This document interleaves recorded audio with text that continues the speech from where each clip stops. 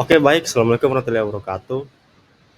Perkenalkan, nama saya Muhammad Albiansa Geser Prosi dengan NIM E1E1247071.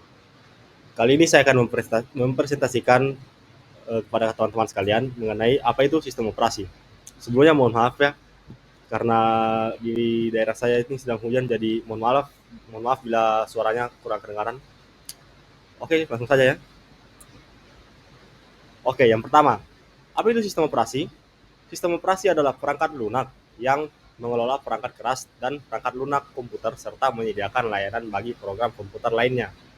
Nah, sistem operasi bertindak sebagai perantara antara pengguna dan perangkat keras komputer. Sistem operasi memastikan bahwa semua program dan perangkat berjalan dengan baik. Lanjut. Nah, apa saja fitur utama dari sistem operasi? Yang pertama itu adalah manajemen perangkat keras, yang dimana sistem operasi mengontrol dan mengelola komponen seperti prosesor, memori, dan perangkat penyimpanan. Lalu yang kedua, sistem operasi memastikan setiap perangkat bekerja secara efisien dan dapat berkomunikasi satu sama lain. Yang kedua adalah manajemen proses, yang dimana sistem operasi mengatur jalannya berbagai aplikasi dan proses yang sedang berjalan. Yang kedua, mengalokasikan waktu prosesor sehingga semua program dapat berjalan secara optimal. Yang ketiga adalah manajemen memori, yang dimana sistem operasi menentukan cara penyimpanan dan pemrosesan data dalam RAM, dan menghindari konflik akses data dan menjaga efisiensi penggunaan memori. Yang keempat adalah manajemen file dan penyimpanan, yang dimana sistem operasi mengatur cara data disimpan dan diakses di perangkat penyimpanan. Lalu, sistem operasi memungkinkan operasi seperti membaca, menulis, memindahkan, dan menghapus file. Nah, lanjut yang kelima adalah keamanan dan proteksi, yang dimana sistem operasi menyediakan fitur keamanan seperti autentifikasi pengguna dan perlindungan data, dan mencegah akses yang tidak sah ke sistem. Lalu yang keenam adalah antarmuka pengguna, yang dimana sistem operasi menyediakan tampilan grafis atau GUI atau berbasis sistem atau CLI untuk berinteraksi dengan komputer. Baik, lanjut ya. Nah, lanjut ke jenis-jenis sistem operasi. Pertama adalah desktop OS atau operation system. Jadi, sistem operasi desktop adalah jenis sistem operasi yang dirancang khusus untuk komputer pribadi, PC, dan juga laptop. Sistem ini berfungsi sebagai pengelola perangkat keras dan perangkat lunak, yang dimana memungkinkan pengguna untuk menjalankan berbagai aplikasi dengan antarmuka yang mudah digunakan. Oke, aman ya. Lanjut. Lanjut ke jenis-jenis desktop OS. Yang pertama itu adalah Mac OS, yang kedua ada Windows, dan yang ketiga itu ada Linux. Nah, lanjut ke penjelasannya. Jadi, macOS adalah sistem operasi yang dikembangkan oleh Apple, khusus digunakan untuk perangkat Mac seperti MacBook dan iMac. Nah, macOS dikenal karena kestabilan dan keamanannya yang tinggi serta desain yang elegan. Lanjut ke OS Windows. Jadi, Windows adalah sistem operasi yang dikembangkan oleh Microsoft, yang dimana Windows sendiri pertama kali dirilis pada tahun 1985. Lalu sistem operasi ini memiliki antarmuka grafis yang ramah pengguna dan kompatibilitas yang tinggi dengan berbagai aplikasi. Lalu yang terakhir itu adalah Linux. Jadi Linux adalah sistem operasi berbasis open source yang berarti bisa dikembangkan dan dimodifikasi oleh siapa saja. Ada banyak distribusi atau distro Linux yang berbeda seperti Ubuntu, Fedora, dan Debian. Oke, lanjut ya. Lah, habis itu lanjut ke Mobile OS. Jadi, apa itu Mobile OS? Jadi, Mobile OS adalah sistem operasi yang dirancang khusus untuk perangkat mobile seperti smartphone, tablet, dan perangkat wearable. Sistem ini mengelola perangkat keras dan perangkat lunak untuk memastikan kelancaran kinerja, keamanan, dan interaksi antar pengguna dan perangkat. Nah, lanjut ke jenis-jenis Mobile OS. Nah, ini bisa dilihat gambarnya ya, sesuai urutannya. Jadi, yang pertama itu adalah Android. Jadi Android adalah sistem operasi mobile berbasis Linux yang dikembangkan oleh Google. Nah, OS ini memiliki sifat open source, sehingga produsen perangkat dapat memodifikasinya sesuai kebutuhan. Nah, habis itu lanjut ke OS yang kedua, yaitu iOS. yang bisa dilihat ya di sini.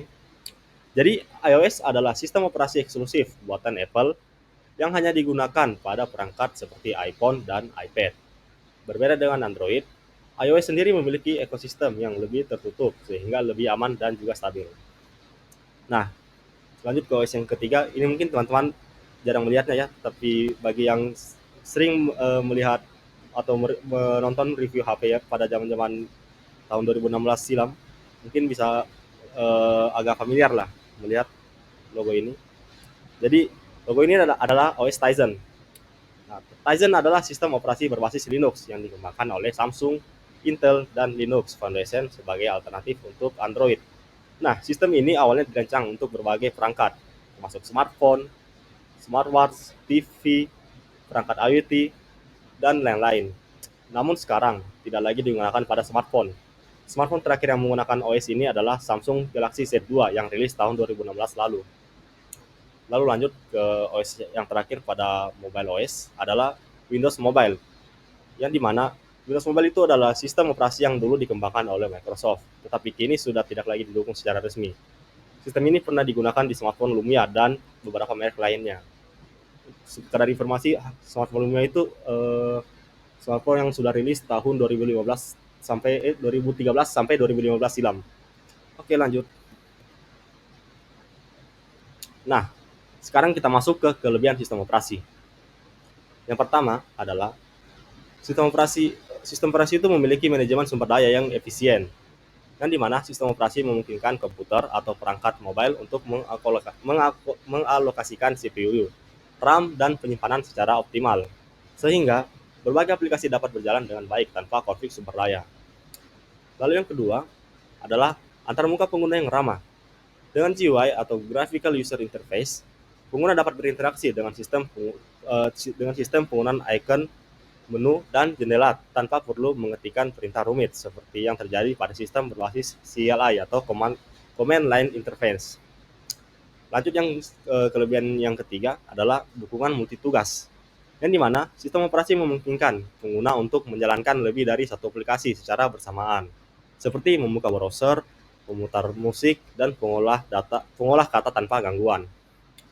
Oke, lanjut ke poin yang keempat adalah proteksi data, yang dimana sebagian besar sistem operasi modern memiliki fitur keunggulan seperti enkripsi data untuk melindungi file dari pengguna, seperti firewall untuk menjaga keamanan yang berkala untuk meningkatkan perlindungan dari software dan juga malware.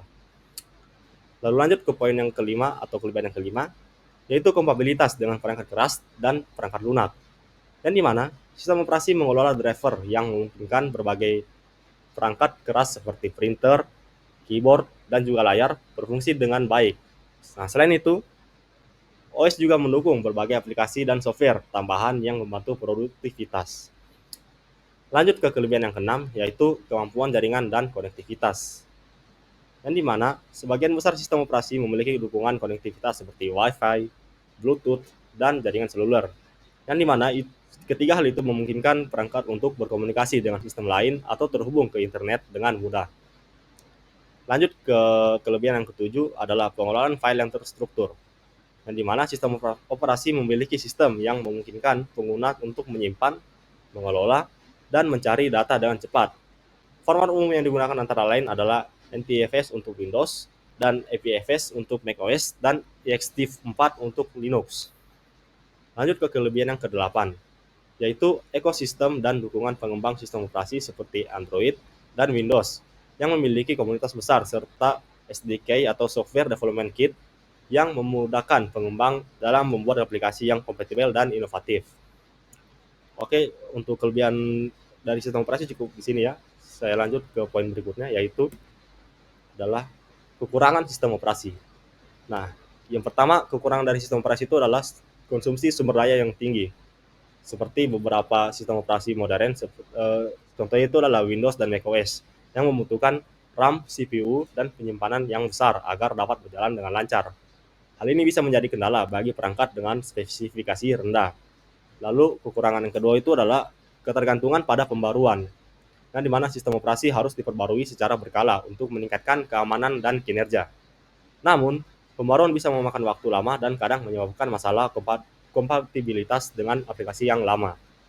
Lalu lanjut ke poin kekurangan yang ketiga, yaitu masalah kompatibilitas, yang dimana tidak semua perangkat lunak dan perangkat keras mendukung setiap sistem operasi. Contohnya adalah dalam kasus macOS sendiri itu memiliki keterbatasan dalam menjalankan aplikasi Windows, dan Linux memiliki ekosistem aplikasi yang lebih kecil dibandingkan Windows ataupun macOS.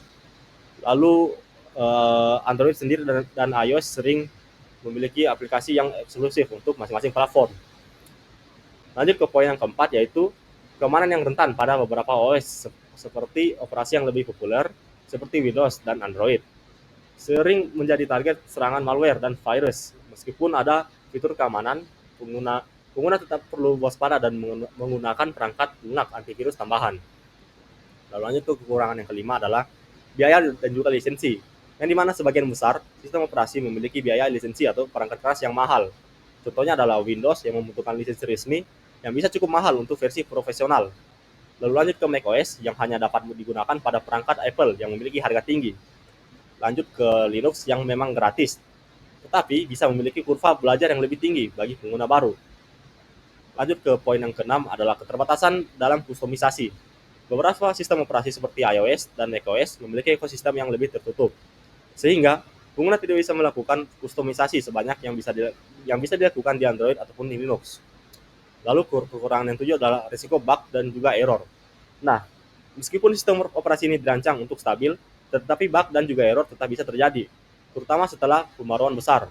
Masalah ini bisa menyebabkan gangguan dalam produktivitas dan memerlukan perbaikan dari pengembang. Oke, sudah paham ya? Oke, kita lanjut. Nah, lanjut ke kesimpulannya.